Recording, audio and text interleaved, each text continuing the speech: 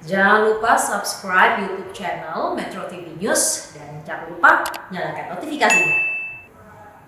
Komisi Otoritas Jasa Keuangan atau OJK mengungkapkan sejumlah indikator ekonomi global dan domestik mengalami perbaikan. Kondisi ini memberikan sentimen positif kepada kinerja keuangan Indonesia.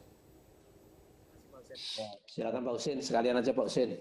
Ya, baik, Pak. Otoritas Jasa Keuangan mengungkapkan perbaikan indikator ekonomi global dan domestik telah memberikan sentimen positif pada kinerja sektor keuangan Indonesia. Sentimen dari global datang dari kinerja perekonomian Amerika Serikat dan Tiongkok yang lebih baik dari ekspektasi, didukung oleh kebijakan moneter dan fiskal global yang akomodatif. Otoritas Jasa Keuangan mengungkapkan perbaikan indikator ekonomi global dan domestik telah memberikan sentimen positif pada kinerja sektor keuangan Indonesia. Sentimen dari global datang dari kinerja perekonomian AS dan Tiongkok yang lebih baik dari ekspektasi, didukung oleh kebijakan moneter dan fiskal global yang akomodatif dalam mendukung pertumbuhan ekonomi.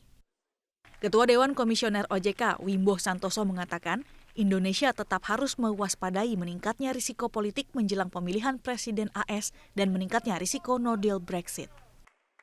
Demikian beberapa downside risk terus tetap kita waspadai, antara lain karena kenaikan kasus infeksi COVID-19 di Amerika Serikat dan beberapa negara Eropa, dan juga meningkatnya risiko politik menjelang pemilihan Presiden Amerika Serikat, dan juga meningkatnya risiko no deal Brexit, di mana juga didukung oleh rilis data pertumbuhan ekonomi Q3 2020 telah menunjukkan perbaikan meskipun masih dalam zona kontraksi.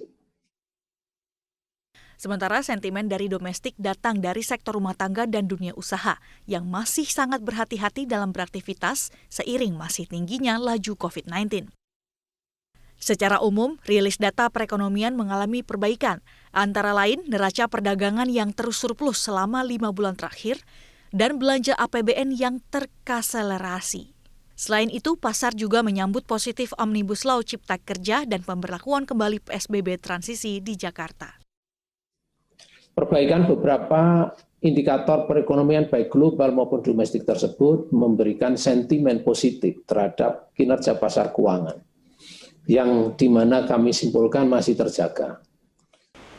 Di pasar saham, IHSG mengalami penguatan sebesar 5,3% month to date setelah sempat turun 7% di bulan September.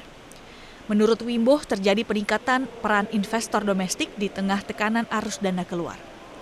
Wimbo menyebut investor domestik tersebut sebagian besar merupakan investor retail.